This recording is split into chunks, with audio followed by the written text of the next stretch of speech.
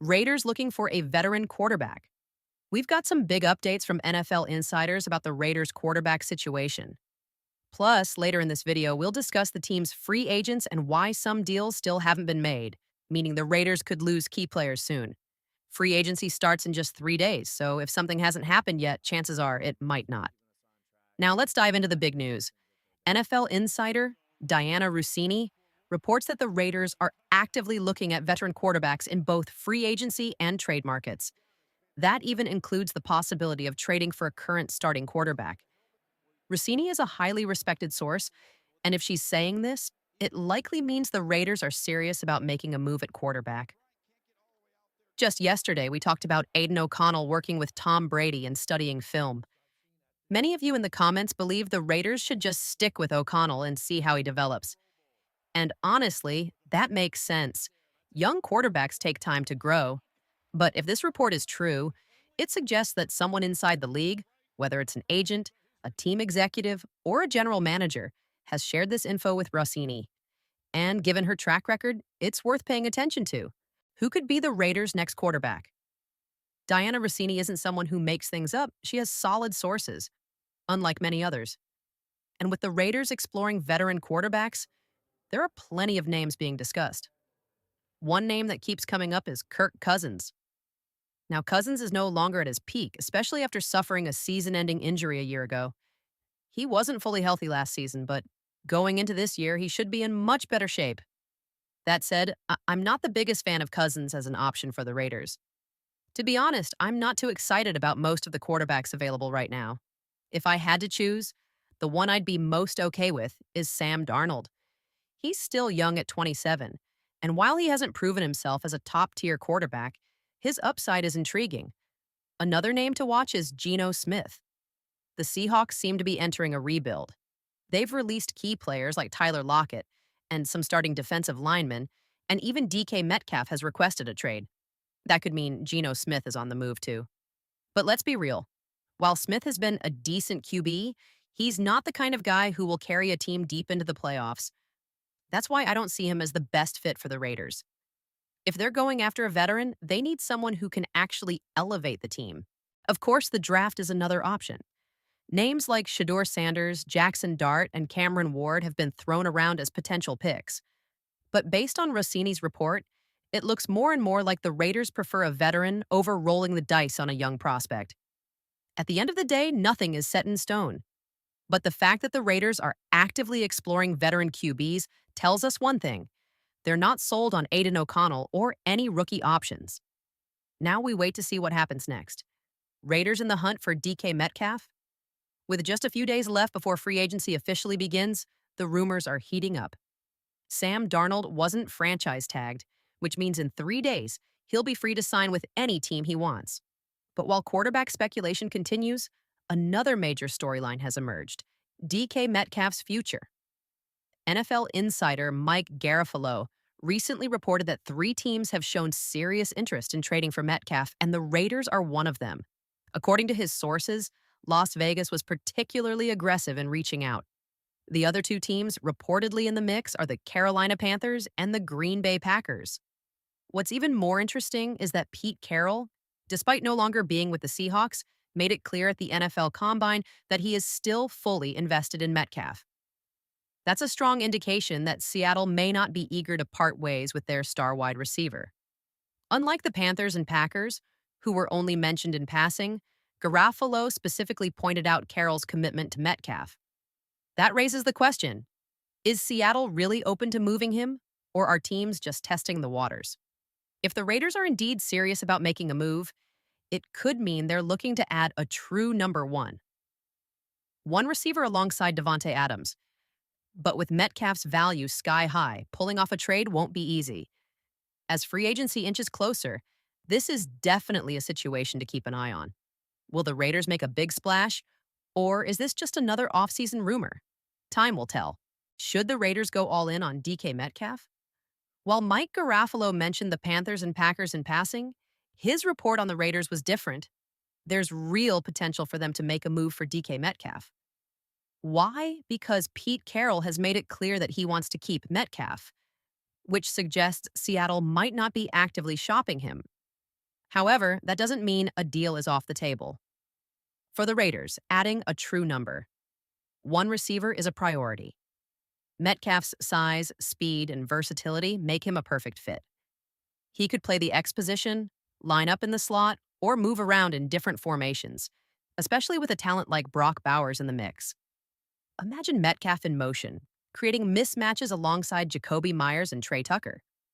That's an offense with serious firepower. But here's the catch: Metcalf won't come cheap. He has 1 year left on his contract and is looking for an extension worth somewhere between $25 to $35 million per year. The good news? His cap hit for this upcoming season could be manageable, especially if the Raiders structure his deal creatively. That could explain why they recently adjusted Max Crosby's contract, possibly freeing up space for a move like this. In terms of trade value, Metcalf might not require a first-round pick. Given his contract demands, a third or fourth-round pick could be enough to get a deal done. If the Raiders are serious about upgrading their offense, they have to at least consider making this move. Meanwhile, free agency is just around the corner. The Raiders have 27 pending free agents, but have already re-signed 7 players and added Alex Kappa from the Bengals. Still, plenty of decisions remain. With the legal tampering period set to begin in just 3 days, things are about to move fast. Teams can start negotiating contracts on March 10th, and within the first hour, we're bound to see multiple signings across the league. Will the Raiders make a splash, or will they take a more conservative approach? Stay tuned. It's about to get interesting. Will the Raiders let key players walk? When free agency kicks off on March 10th, expect a flurry of deals to be agreed upon within the first hour. Some moves are already in motion. Trayvon Moehrig, for example, is set to visit the Dallas Cowboys that day. While he may not officially sign until March 12th, it's clear that the Raiders aren't making an aggressive push to retain some of their free agents. That raises a big question. Are the Raiders willing to let key players like Moehrig and Malcolm Kuntz walk? It almost feels like they're telling these guys, go test the market. If you can get $18 to $20 million, take it. We're not paying that. But is that the right strategy? Moehrig, a homegrown talent, likely won't command $20 million per year. He's probably in the $15 million range. Given the importance of the safety position, letting him go without a solid replacement plan could be a risky move. The same goes for Kuntz. His position is highly valued, and another team might be willing to outbid the Raiders for his services. Sure, the Raiders could try to bring them back later if their market cools off. But once free agency starts, the odds of that happening decrease. Other teams will be in play, and the longer the Raiders wait, the harder it will be to retain these players. With so much uncertainty, the next few days will tell us a lot about the team's direction. Are they confident in their ability to replace talent? Or are they making a miscalculation that could hurt them in the long run? We'll find out soon enough. Will the Raiders let key players walk? As free agency kicks off on March 10th, expect a frenzy of deals within the first hour. Some moves are already in motion. Trayvon Moehrig is set to visit the Dallas Cowboys that day. While he may not officially sign until March 12th, it's clear the Raiders aren't aggressively trying to retain some of their free agents. That raises a big question. Are the Raiders willing to let key players like Moehrig and Malcolm Kuntz walk? It almost seems like they're saying, go test the market. If you get $18 to $20 million, take it. We're not matching. But is that the right strategy? Moehrig likely won't command $20 million per year. His market value is probably closer to $15 million. Given the importance of the safety position, letting him go without a solid replacement plan could be risky. The same goes for Kuntz. Pass rushers are premium assets, and another team might outbid the Raiders for his services. Sure, the Raiders could circle back if their market cools off, but once free agency starts, the odds of that happening decrease. Other teams will be in play, and the longer the Raiders wait, the harder it will be to bring these players back. With so much uncertainty, the next few days will reveal a lot about the team's direction. Are they confident in their ability to replace talent? Or are they making a costly miscalculation? We'll find out soon enough. Did the Raiders get a trade offer for Max Crosby? Rumors are swirling that a team was willing to give up 3 first-round picks for Max Crosby. Hondo Carpenter allegedly mentioned it on his podcast, though it's unclear if this is 100% true. Still, let's assume for a moment that it is. Should the Raiders have taken the deal? On the surface, 3 first-round picks sound like an incredible return. That's franchise-altering value. If the Raiders had accepted, they could have signed Malcolm Kunsay to a bigger role, pursued someone like Trey Hendrickson, and used those picks to build a stronger team. But is it really that simple? Crosby isn't just a great player, he's the heart and soul of this team. Leadership matters. When he speaks, people listen. Younger players look up to him.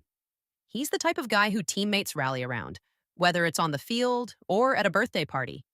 He sets the tone for the entire organization, and that's not something you replace with draft picks.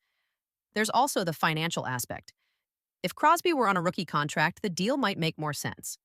But at 29, his best years are still ahead, and his contract is extremely team-friendly. In 2 years, when elite pass rushers like Nick Bosa are signing for $45+ million per year, Crosby's deal at $28 million per season will be a bargain. That makes him even more valuable to the Raiders, or any team that might trade for him. Now, could Crosby request a trade in the future? His contract structure suggests he has an out if things don't go well in Vegas. If the Raiders don't start winning soon, he may decide to move on, and if that happens, the team could regret not selling high. But for now, keeping Crosby is the right move. He's more than just a player. He's the foundation of this franchise. And if the Raiders truly want to compete, it starts with leaders like him.